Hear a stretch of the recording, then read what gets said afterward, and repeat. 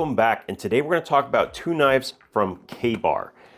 Now, what attracted me to these, I'll be perfectly honest, was the price. These were heavily marked down. They are currently being discontinued. They are both in S35VN blade steel, and they are made in the United States. The prices for them, $40 for the small variation and $55 for this absolute beautiful knife. Let's talk about them, and preferably, if you can, maybe you should pick them up before they're gone.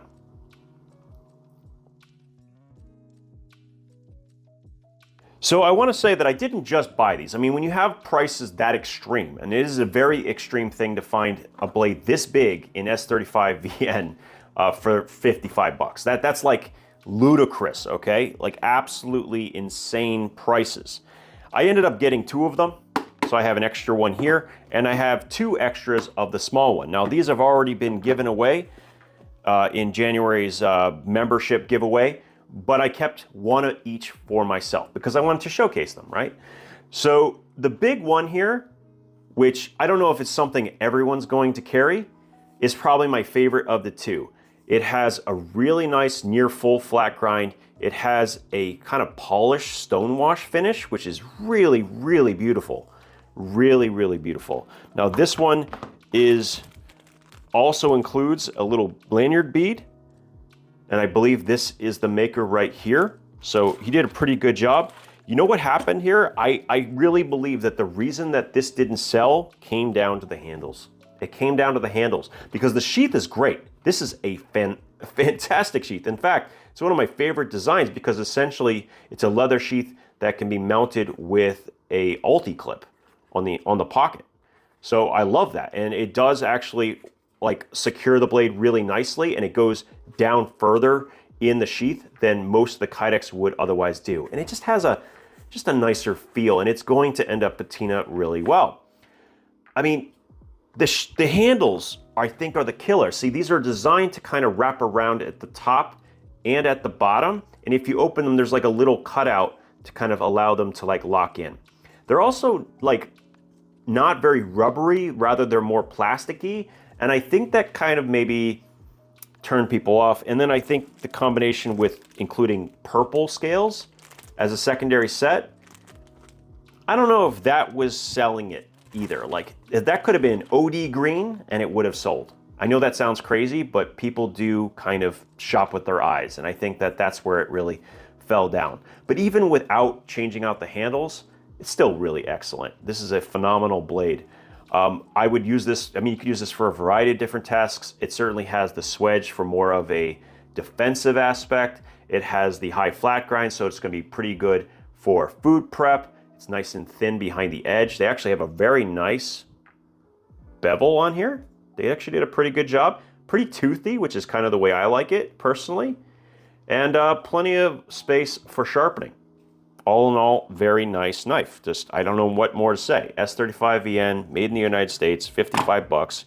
If you even made it this far in the video and you haven't bought them yet, or even looked to see if they're there, I suggest doing so. And I'll put a link down below. Just take a look. If they at least have that page up so that you can decide, because I don't think it's gonna be for very much longer.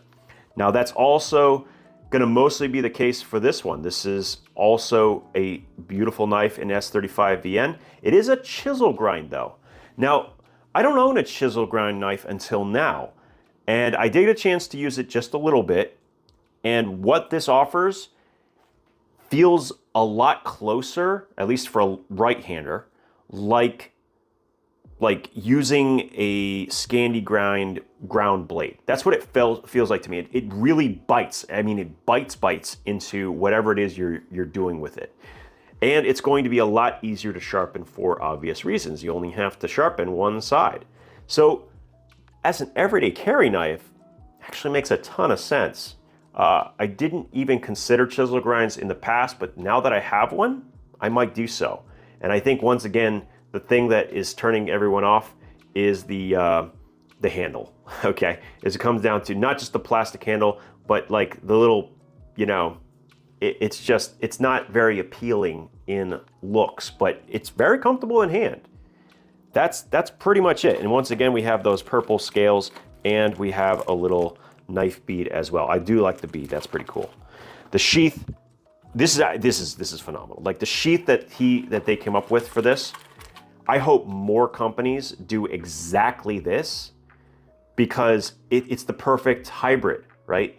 It's going to have the ability to use an ulti-clip, but it has the patina, the softness in the pocket. Like it's going to conform a little bit more to the shape of your body. It's going to be a little bit more comfortable to carry. I think this is a wonderful piece. And for $40, this is one of the best deals that I have found in recent memory. It is insane. I think the base price for this used to be like $130, and there's even like $150 for the larger variation. So if I haven't sold you yet, at the bare minimum, if you can get it for these prices, it'll make the most amazing gift ever for someone. Okay, that's the minimum.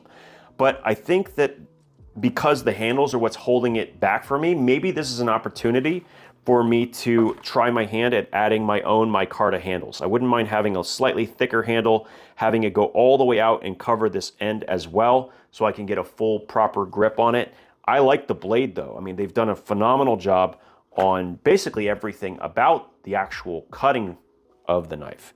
So yeah, do I need to say any more? I don't think so. Thank you for your time, and we'll talk again soon.